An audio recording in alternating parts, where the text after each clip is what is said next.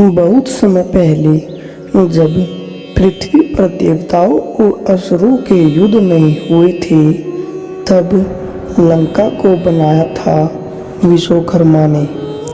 वह एक दिव्य स्थापत्यकार थे जिन्होंने देवलोक के भवन, इंद्रपुरी और अन्य नगरों का निर्माण किया था।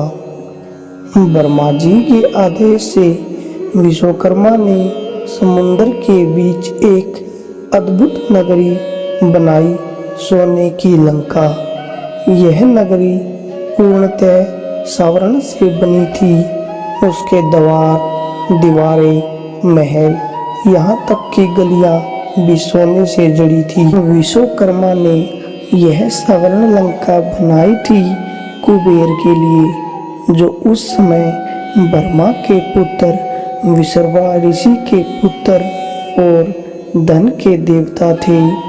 कुबेर यक्षों के स्वामी थे और उनका वाहन था पुष्पक विमान, जो कहीं भी जा सकता था, जैसे मन चाहे विचार से चलने वाला विमान।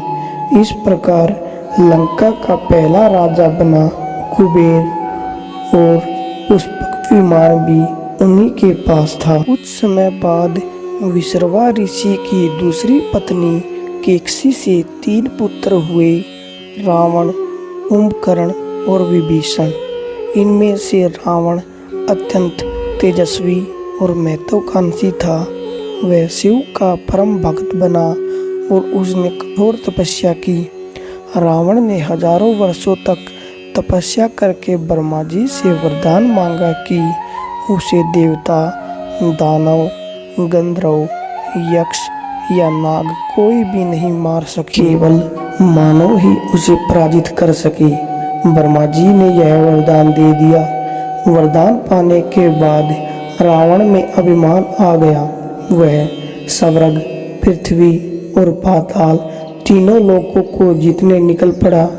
जब वह अपने भाई कुबेर की लंका पहुंचा, तो उसने अपने ही भाई को युद्ध में हरा दिया और लंका पर अधिकार कर लिया।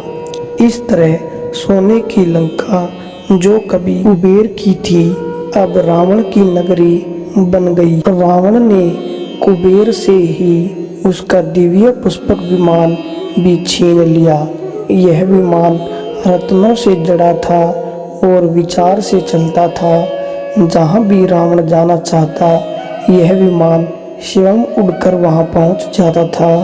यही पुष्पक विमान आगे चलकर श्री राम को भी मिला। जब रावण का वध हुआ, तब विभीषण ने यही विमान श्री राम को दिया, जिससे भगवान श्री राम सीता जी के साथ अयोध्या लौटे।